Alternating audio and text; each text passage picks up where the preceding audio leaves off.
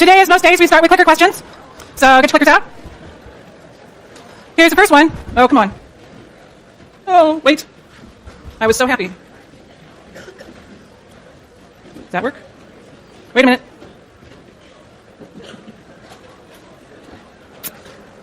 There. Okay, there's the first one.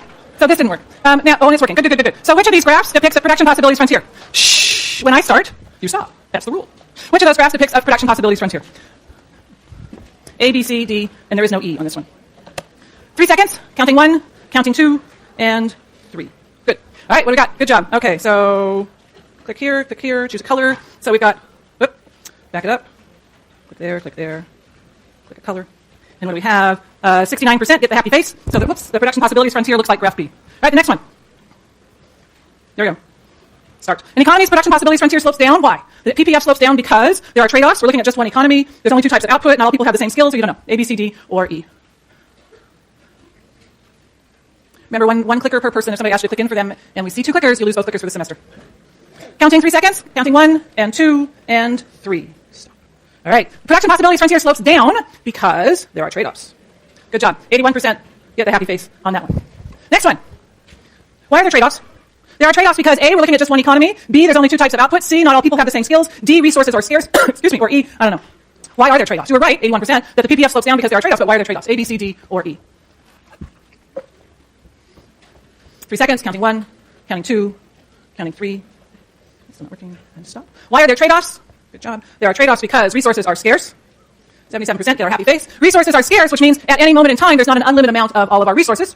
Come back to that momentarily. And fourth and final reading check for today. This one, the PPF, the economy's PPF is curved as opposed to a straight line. It's curved because A, resources are scarce. B, we're looking at just one economy. C, there's only 2 types of output. D, not all people have the same skills. Or E, I'll let you read that one on your own. A, B, C, D, or E. Why is the PPF not a straight line? Why is it curved?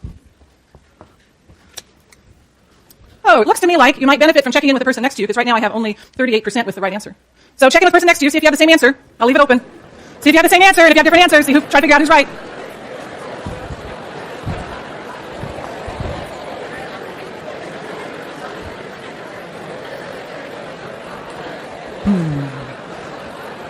Getting a little movement, that's good. A little bit. All right, 5 seconds. 1, 2, 3, 4, 5. Gave me a little bit of movement, not a lot, but here's the correct answer. 43% got the happy face on that one. We'll definitely come back to that concept. All right, so that's one way for me to check to see who's done, not who's done, but for me to check to see where you are in terms of your understanding of the reading before we get started. It gives me a little bit of information so I can figure out what pace I'm going to take through the material today. It's a little different than what we have next week. Next Sunday night, the quiz is due at midnight, so I can actually check it and then amend my notes before we get here. So this gives me some information so I can amend and figure out what pace I'm going to take, and then we have the B courses quiz for next weekend. That'll give me a different approach. So we'll come back to these concepts. I know now which ones I need to spend a little time on. And where we start today is with what's economics. One definition of economics is it's the study of the allocation of scarce resources. And so we're asking in economics, a lot of times we're asking, how does the economy allocate scarce resources? By resources, we mean 4 things. One resource is land.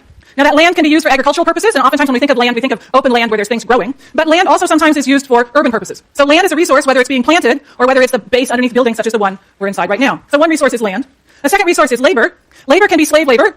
Labor can be forced labor, such as the Chinese laborers in the building of the railroads. Or labor can be what you probably thought of when I mentioned labor, which is just folks working at jobs. Those jobs can be servers in restaurants. They can be doctors. They can be manufacturers. Labor includes not only people who are currently employed, but it includes people who are unemployed. So when we talk about the resource labor, we're talking about people who are willing and able to work, independent of whether or not they currently have a job or are currently being utilized to provide labor.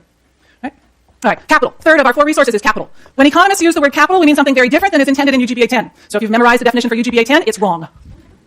At least it's wrong between 12 and 1 on Mondays and Wednesdays. By capital, economists mean buildings and machines. Capital are physical things like buildings and machines that last a long time and are used to produce other goods. So buildings, such as these, that's a form of capital. Plows are a form of capital. Backhoes are a form of capital. Food trucks are a form of capital. So by machines, you want to think beyond like a sewing machine. Even filing cabinets. Filing cabinets count as capital. Sometimes instead of machines, we say producer durable equipment. So it's another phrase for machines. I tend to call it buildings and machines because it rolls off of my mouth or out of my mouth more easily. The fourth resource is knowledge. I don't have any pictures of that because I couldn't figure out what a picture would look like. Knowledge is how do we combine the land, the labor, and the capital in order to produce output. Figuring out the knowledge that it takes to put seeds in the ground and how to get crops out of the ground. Knowledge I don't certainly have. Knowledge about how to combine land, how to combine labor, and how to combine capital to produce the many outputs that we produce in the world. We say that these resources are scarce because at any moment in time, such as right now, 12, I can't see the clock, 19 p.m. on, I don't know, today is Monday, September 8th. I cannot believe it's only the second day of class. Such as right now, 12:19 p.m. on September 8th, 2014, there is, as of this moment, a fixed amount of land. There may be more by tomorrow if we're filling in bays. There may be less by tomorrow if the icebergs are melting. But right now, as of 12:19 p.m. on Monday, September 8th, 2014, there is a fixed amount of land, and so we say it is scarce, because there's a fixed quantity as of any moment in time. As of right now, 20 p.m., September 8th, 2014, there is a fixed amount of labor. There's a certain number of people in the world, or in the U.S. economy, or in the East Bay economy, whichever economy we want to talk about. There's a certain number of people, as of this moment, that are available, willing, and able to work. There may be more tomorrow. There may be fewer tomorrow. That's not the point. The point is, at any moment in time, there's a fixed quantity of resources, and so we say they are scarce. They are scarce. At any moment in time, there's a fixed amount of capital, machines and buildings. There may be more by tomorrow, but as of any moment in time, stop the world, boom, right now, we could count how many machines and buildings exist. And we say that we're looking at the allocation of these resources, the land, the labor, the capital, the knowledge. We're looking at the allocation. That means that we're looking to figure out what is produced. So we have 3 questions. What is produced? How is it produced? And for whom? Not cool. What is produced? How is it produced? And for whom? When we talk about the allocation of these scarce resources, we're trying to answer those questions. What is the economy producing? How is it producing those things? And for whom? Who gets to purchase or obtain the things that are being produced? Now, that production of goods and services is subject to constraints. It's subject to constraints that we call technological as well as institutional. The technological constraints get back to the issue of knowledge, that as of any moment in time, as of 12:21 on Monday, September 8th, there is a certain amount of knowledge about how to combine land and labor and capital to produce output. They know today things they didn't know 45 years ago. Probably you have something in your pocket that connects around the world wirelessly. 45 years ago, not so much. So as of any moment in time, there are technological constraints to how we can combine our land and labor and capital. What was 45 years ago? I haven't got a clue. Do the math. 1969. In 1969, they didn't know how to combine the land and labor and the capital to make that smartphone in your pocket. We're not in 1969. We're in 2014. That technological constraint that existed 45 years ago doesn't exist today. There are other technological constraints today, other things that we don't know how to do today. And then the second set of constraints on what is produced, how it's produced, and for whom it's produced are what we call institutional constraints. That has to do with the laws, the cultures, the norms, the mores that apply to what we can and cannot do. Let's take laws. In some states, it's not legal to grow marijuana. In other states, it is. That's a law that's going to constrain what activities are legally undertaken. That is to say, what is legally produced, how it is legally produced, and for whom it is legally produced. The model that we use to think about this big question about the allocation of scarce resources for the production of goods and services is the production possibilities frontier model. So the model I asked you those clicker questions about is the model that we use to think about the allocation of scarce resources. Now remember last week I told you that every model is characterized by 3 things. It's characterized by a question, by simplifications, and by assumptions. Change any of those 3 things, it changes the model.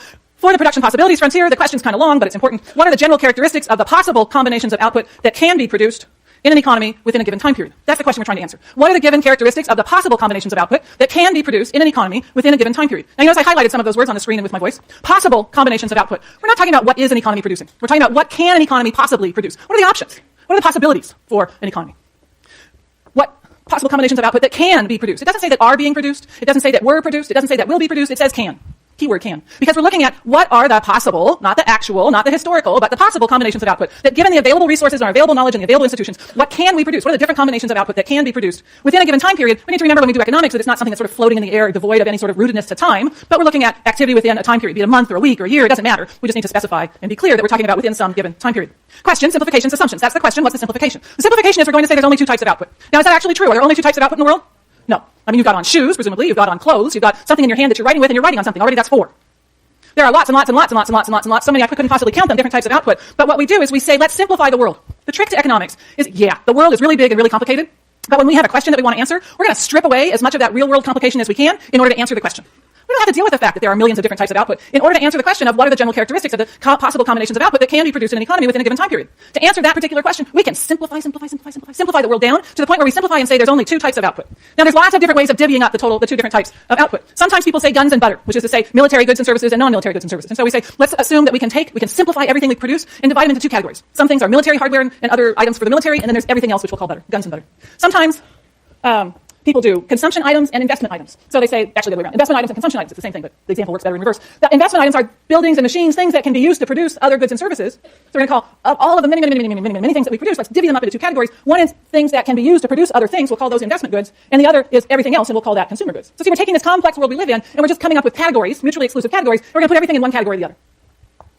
In our case, we're going to say food and machines.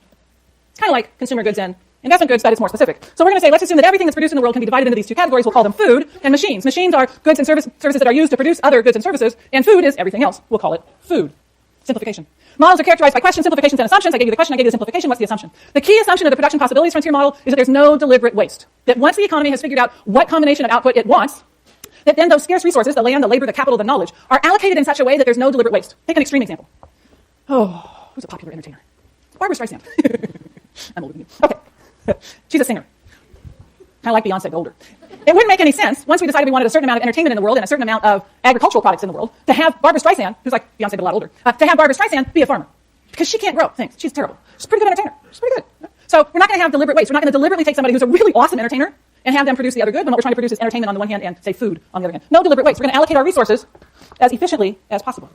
All right, so let's build an example. Food and machines. We've got food, we call it F for food. We've got machines, we call it M for machines. Suppose that in January, the economy, suppose we are the economy. What the heck? Suppose we are the economy. And in January, we've allocated our resources so that we're producing 100 machines and 2,000 units of food. Now that means that we've taken our land, our labor, our capital, our knowledge, and divvied them up so that we are producing this combination, 100 units of machines and 2,000 units of food. Assuming we all here in this room are the labor force, it means that some group of you, maybe this wedge of people over here, are producing machines and everybody else is producing food. No deliberate waste. We've got everybody employed. Okay? You all are producing machines. These folks over here are producing food. Now, should there be anybody over here who is the most awesome farmer in the world? Should any of you people be the most awesome farmer in the economy? Yes or no? No. Because that would be deliberate waste. We want the most awesome farmers in the economy to be over in that group, producing food. Should any of you folks over here be the most awesome machinist in the entire economy? The best, the number one machinist in the economy? Should that be any of you folks over here who are producing food? Yes or no? No. Because the most awesome, the best machinist in the economy should be over there producing machines. That's what we mean by no deliberate waste. So we produced 100 machines and 2,000 units of food in January. We decided at the end of January that we wanted more machines. Assume that each month has an equal number of days. Simplifying assumption. So we're going to have 110 machines instead of 100 machines. Well, that means that we need to reallocate our resources. Some of y'all over here who are producing food, we're going to need to switch you from food production to machine production. When we switch you from food production to machine production so we can have 110 machines, can we produce still 2,000 units of food in a month? Yes or no? No. We're going to be able to produce less food. Let's suppose that once we reallocate our resources, we find that we can produce 1,900 units of food when we produce 110 machines. We reallocated some resources away from food toward machine production. We can talk about that by talking about opportunity cost. Question over here. We haven't done anything yet in terms of whether there's increasing cost on getting there. Hold on. Next slide. Okay. So what's the opportunity cost of those 10 additional machines? What did we have to give up in order to get 10 more machines? 100 units of food. We gave up 100 units of food in order to obtain 10 more machines because we reallocated our resources away from the production of food. Opportunity cost is the most desired activity foregone in order to do something else. That's a general definition. The most desired activity foregone. Foregone? What kind of word is foregone? You know, here's the second trick today to economics. Economists have a language. They have a whole bunch of words that they use, and they expect everybody to know what those words mean. And they use words, today's word like foregone, that you would never use in a common language, common conversation. And then there's other times when they use words like efficient or rational that you might think has a certain meaning because you could look it up in your dictionary, and economists use it a completely different way. We won't go there today. Let's go just towards the foregone. Foregone. An opportunity that we didn't take advantage of. Something that we couldn't do because we did something else. The most desired activity foregone. Unable to do because we did something else. Everything has an opportunity cost. What's the opportunity cost of going to college? Raise your hand. What's the opportunity cost? I'm sorry. Starting a band? Okay, so if she wasn't in college, she'd start a band behind you. Sleeping time. So if you weren't in class, yes, that's a different question. I'll ask that question first. What's the opportunity cost of being in this room right now? What would you be doing if you weren't here?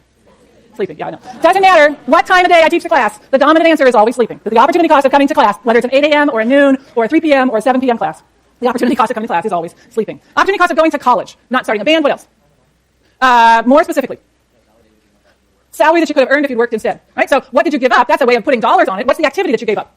Working. That's right. So coming to college, maybe what you gave up was working. You can put a dollar value on that by figuring out what the salary would have been. Maybe by coming to college, you gave up the opportunity to start a band and travel the country in a band. That's the opportunity cost. So the opportunity cost is the most desired activity foregone in order to do something else. Not everybody in the room is going to have the same opportunity cost.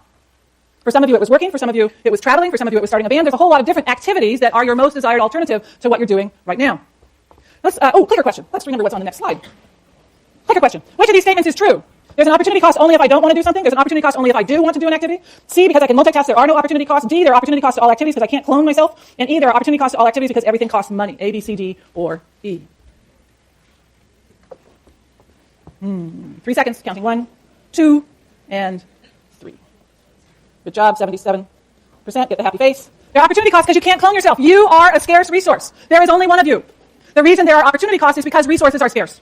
Because resources are scarce. There is only one of you, and that's why there are opportunity costs. Let's go back to our food and machines and get back to the question over here. February, we produced 1,900 units of food and 110 machines. Suppose March, we decide we want yet more machines. We're going to reallocate resources again away from food toward the production of machines. We're going to produce another 10 machines, so we get 120 instead of 110. The opportunity cost the first time, when we went from 100 to 110, remember the opportunity cost was 100 machines. We produced 1,900 instead of 2,000. Will the opportunity cost of moving from 110 to 120 machines, will that opportunity cost be 100, be more than 100, or less than 100? More than 100, that's right. The opportunity cost of that second reallocation is going to be more than 100. Let's assume it's really big. Let me say 1,500 units of food is what we produced in March.